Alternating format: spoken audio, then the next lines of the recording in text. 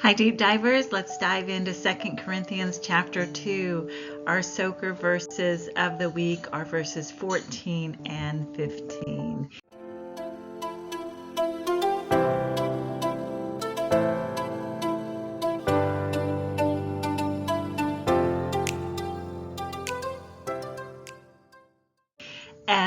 Spend time in prayer.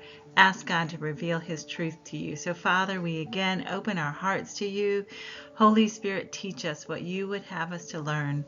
Let your word be illuminated in our hearts. We thank you for it in Jesus' name. Amen. All right, so our verse says, "But thanks be to God who in Christ always leads us in triumphal procession and through us spreads the fragrance and the knowledge of him everywhere. For we are the aroma of Christ to God among those who are being saved and among those who are perishing." Such a rich, rich verse. So some things that stood out to me were the words "leads us in." Um,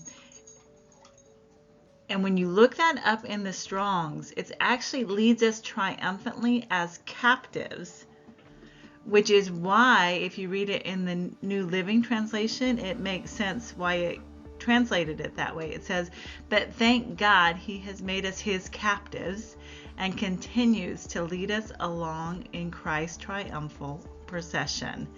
So he is leading us in triumph. And if you think about in the Bible days when there was war, they would take the enemy when they captured him and they would parade them in front of everybody to show the victory. And Christ doesn't drag us around as captives in that sense. It's a joint relationship, and so now we're joined together in Christ, and so we triumphantly go through that procession with him and yoked to him. And there's a purpose for that, and that is to spread the fragrance. So the fragrance is that smell, that odor, the savor of the knowledge, the doctrine, the wisdom of him, Jesus, everywhere. We are the aroma. So we are that fragrance that's going forth.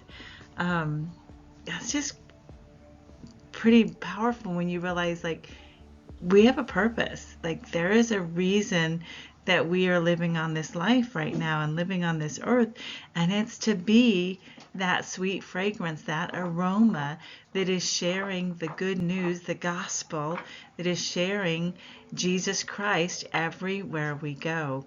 So let's go ahead and read it in one more translation. We'll read it in the Amplified. "But thanks be to God who always leads us in triumph in Christ, and through us spreads and makes evident everywhere the sweet fragrance of the knowledge of him. For we are the sweet fragrance of Christ, which ascends to God, discernible both among those who are being saved and among those who are perishing." Again, you can see why we say open the word and read it in different versions, because when you read it in different versions, it gives you a different perspective. It might help you see things in a different way.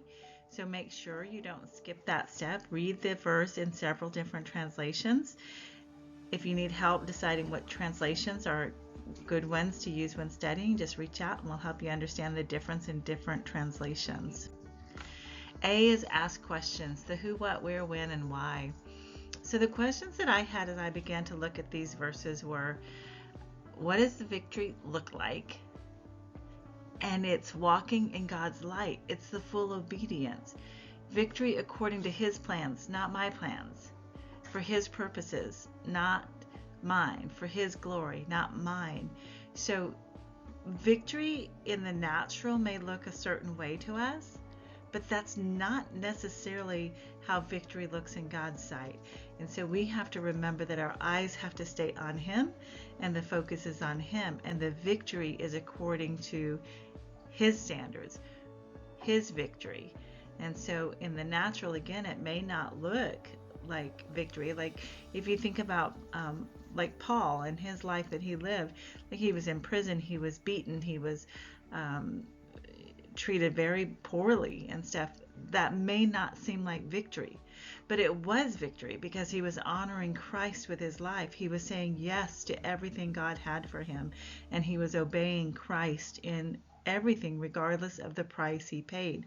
So victory is according to God's standards, not earthly standards. And then the next question I said, why? What's the purpose? And it's to spread his word. It's to be that sweet aroma to others, to draw people into the kingdom of God. Couple of cross references that stood out to me. There's several written there, but I highlighted a couple that I wanted to share with you. One is from Song of Solomon 1:3. It says, "The fragrance of your perfume is pleasing. Your name is like perfume poured out. No wonder the maidens adore you." And that is, of course, talking about Song of Solomon and his lover, but also the bride and the church and Christ, right? But also, if you think about this, like our offering to him is a sweet aroma too. So we want to worship him in spirit and truth so that it comes to him as that sweet aroma. And then he says in Ezekiel 20:41, "When I bring you from the peoples and gather you from the lands to which you have been scattered, I will accept you as a pleasing aroma, and I will show my holiness through you in the sight of the nations." That is awesome. God's so good to us, and he loves us so much. He's so gracious. Okay, keep his word in front of you. Meditate on it day and night. You'll see the screensaver there for your wallpaper. You can also make it your computer screensaver as well. And then I wrote it on my chalkboard. You also can consider other things. We've talked about index cards in the past, but also you can use, there's apps to help you memorize a verse. So if there's a verse you want to memorize, you can put it in an app and work on memorizing it. And that's another way of meditating on it and getting it in your heart day and night.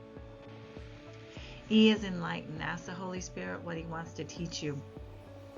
And here was what I got is, I'm a slave to Christ out of love, bonded to him for eternity.